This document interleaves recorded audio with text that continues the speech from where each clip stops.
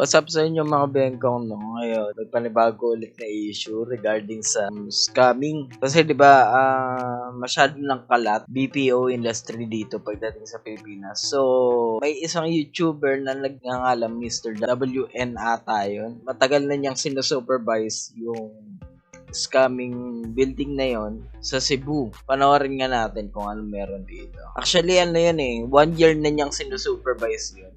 Ganyan natin.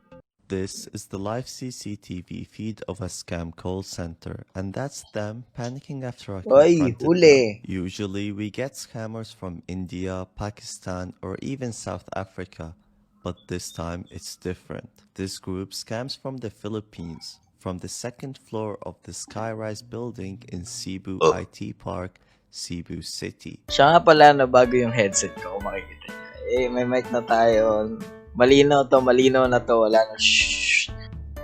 Wala lang, sinare ko lang may bago na akong headset. That's not covered on YouTube as of now, the investment scam that is. Why in the Philippines, you might ask? Well, the Philippines is known to be one of the leading countries when it comes to BPO.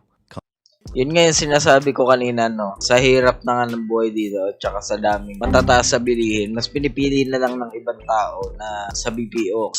Rental rate refund out of the full amount that you've paid for this reservation. Now, make no mistake.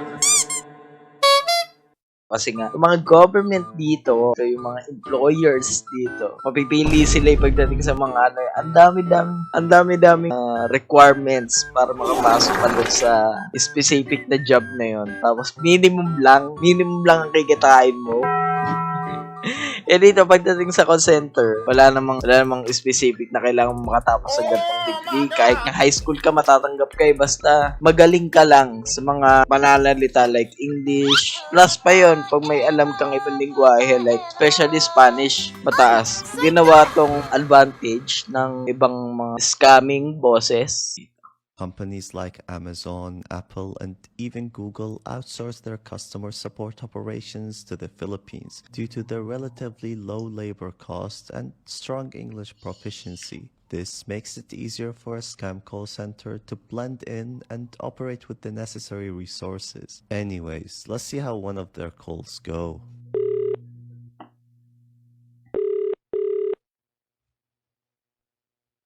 Hello? Hello, Moshi Mr. moshi. Niembe?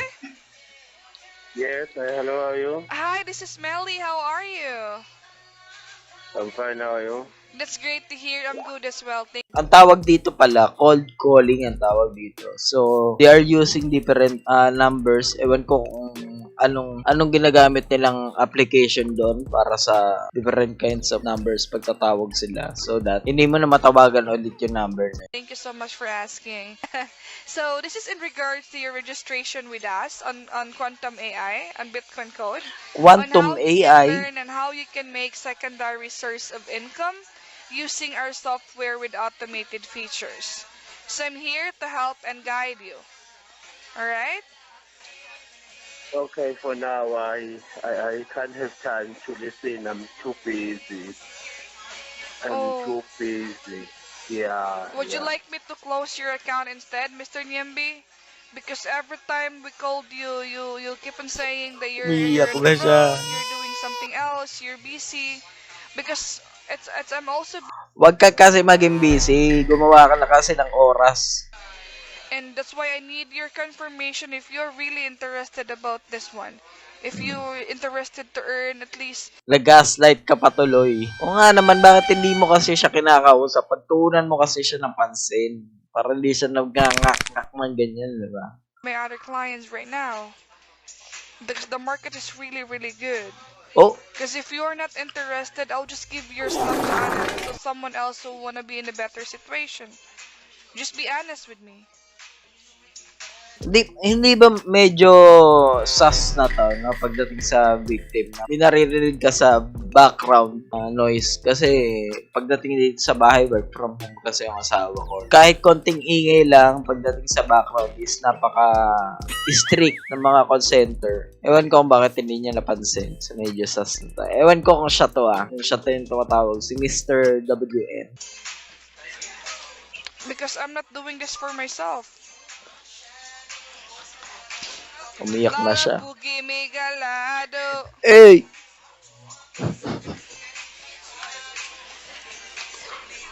Alpha. Smack that, bang samak ko. Smack that, mang i-scam. Smack that. Smack that. Smack that.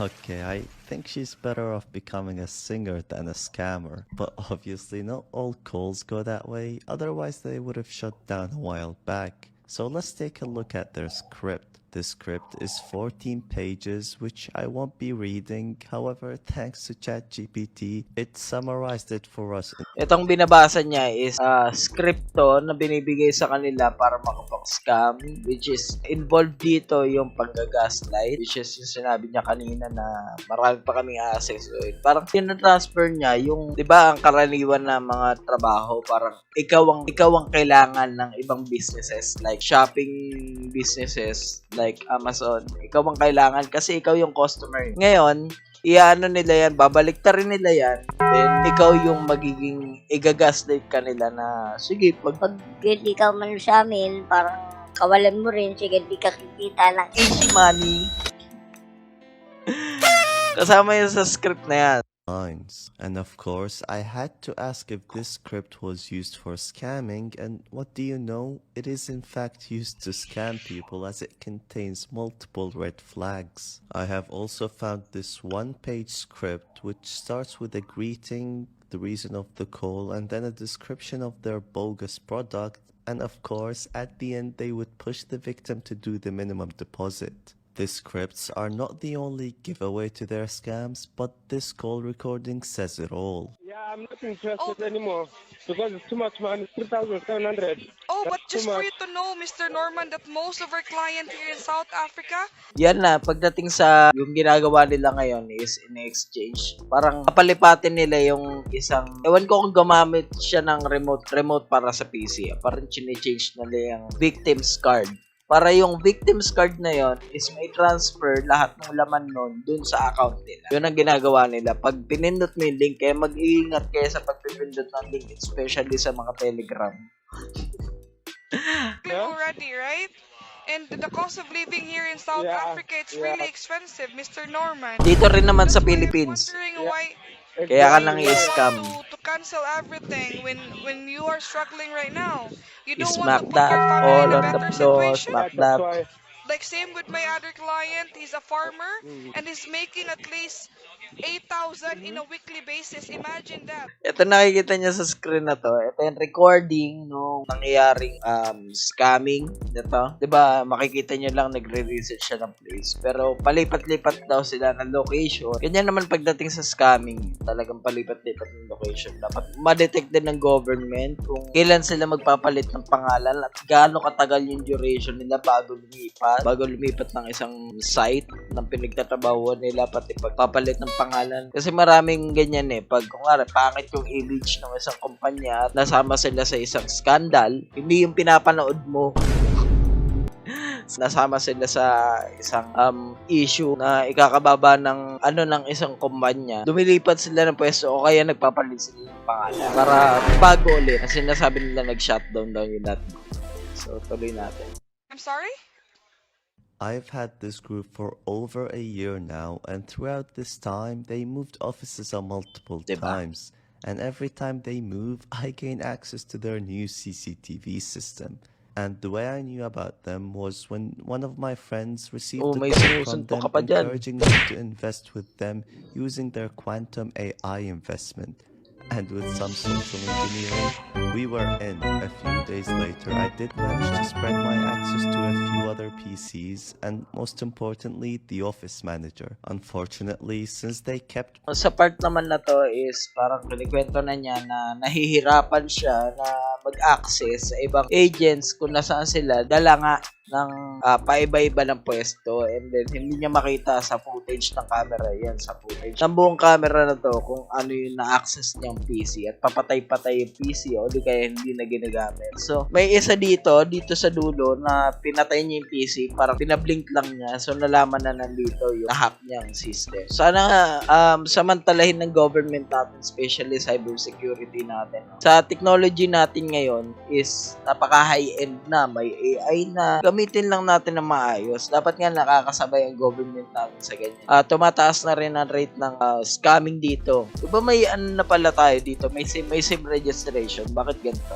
Ewan ko, dapat samantalahin ng government. And with that, they used to target Canada, UK, and other European countries. And here is a recording of one of the agents instructing a Canadian victim to use a Bitcoin ATM to send them money. Also, we can clearly Yan na nga yung sinasabi ko. Papapuntahin ka sa isang link na pag open mo ng link is magkakaroon sila ng access sa information mo. Hindi naman literally na magkakaroon sila ng direct access, no? Yun yung, kunwari, pumunta ako sa isang YouTube, galing sa isang link. And then, pagbukas ko ng YouTube is makikita ko na parang fake yung YouTube. And then, may capacity sila na kontrolin lahat ng nangyayari dun sa site na yun. Kasi ikaw yung pumasok dun sa link na yun. So, gumagawa sila ng mga fake sites na para i-store mo lahat ng identification mo doon, including name, address, blah, blah, blah, blah, blah, blah, para ma-access nila yung totoong identity mo. Yun yung sinasabi ko sa inyo. Ewan ko kung gagamit sila dito ng cryptocurrency kasi karaniwan kasi pagdating naman sa cryptocurrency kung bakit ginagamit din ng mga ibang scammer in paying or scamming kasi ang cryptocurrency po hindi po natin nalalaman kung saan galing, kung ano pinupuntahan ng pera. Parang ano lang siya sa mga hindi nakakalam ng cryptocurrency, yun po ay parang internet money, diba? Kung aware kayo sa mga bitcoins, mga ganyan, sa mga trading platform, diba? Platform. Sa mga trading platform. Yan ang ginagamit nila pang scam para hindi ma-detect kung anong pinupuntahan at saan nanggagaling yung pera. Okay? they see that the link says crm.virtualwealthexchange.com. And here is another recording of them calling a victim from the UK, Pakinggan natin teaching yung her how to isang use their victim fake dito. platform. And we can clearly see that the agent is able to control the profits of the victim. I mean, come on. Diba? No real investing platform is able to do that. Oh, wonderful. In just 5 minutes, you make $6.61.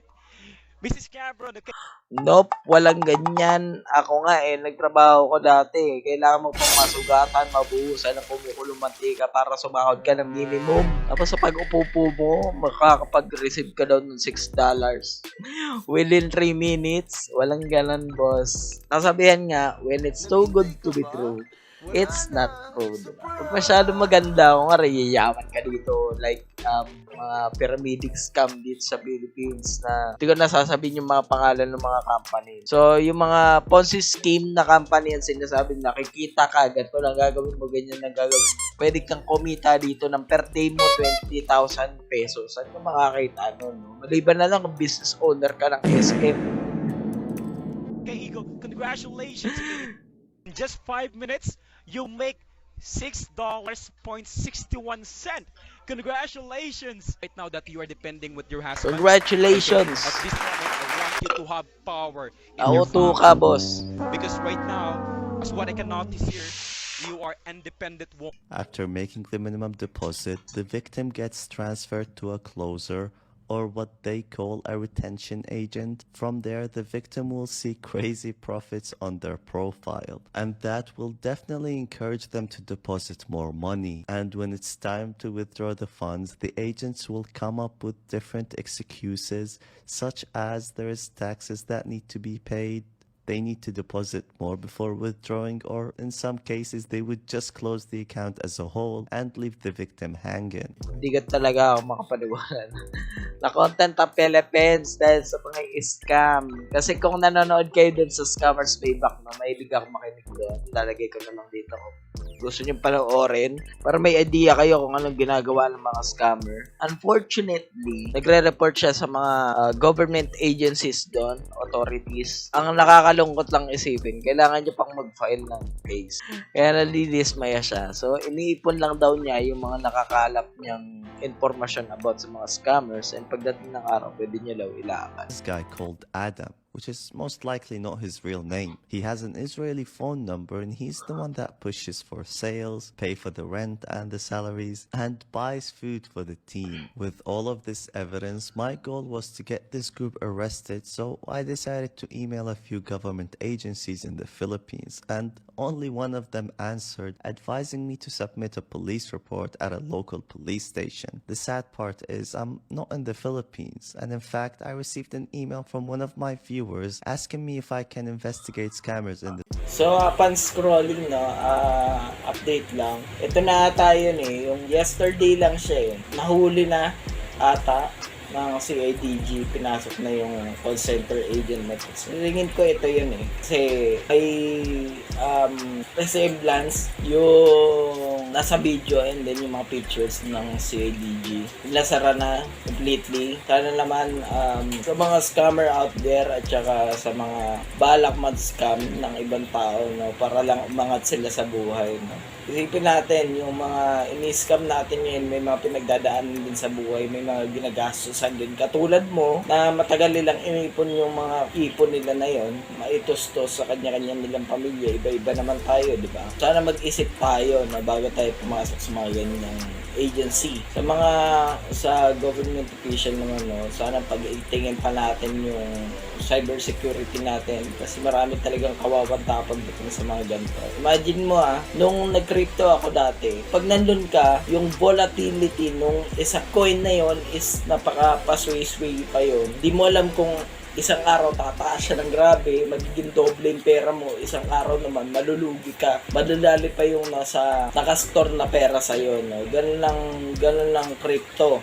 Walang kasiguraduhan sa crypto kung yayaman ka ba kinabukasan o malulugi ka ng doble, triple. Maraming nagpapakamatay dyan sa crypto na yan. Kaya kung nagsabi sa inyo na mag-invest ka sa amin, yung robot na bahala dun sa crypto na yon para mag-trade para sa'yo. Walang ganon. Pinag-aaralan din yung mga trading bot na tinatawag. Pinag-aaralan din siya. And then, may ano rin siya, may risk din siya. Kasi pagdating sa isang crypto, sobrang laki ng risk mo dyan na itataya mo. Sobrang laki. Hindi katulad sa sugal. Parehas siyang may risk. Pero pagdating sa crypto, yung risk sa crypto, pwede mong pag-aralan ng galaw ng coin. Kaya kung papasok kayo sa crypto pala, pag-aralan nyo mabuti, huwag kayong pasok ng pera. Walang nakukuha sa isang instant. Pwede ka maging instant mayaman.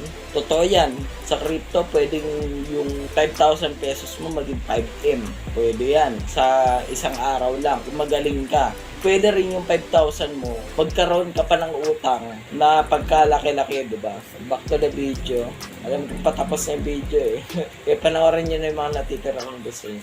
So, yun lang naman ang aking reaction dito sa scammer na to, sa scamming activity sa Cebu. Sa wakas, no, may nakapag-broadcast na ng may scamming na nangyayari dito sa bansa natin. Dito ka na siguro tatapusin, masyadong mahaba yung video. Nakita ko lang to eh. Again, nakita ko lang ulit to sa newsfeed ko eh. Then, tinakil ko.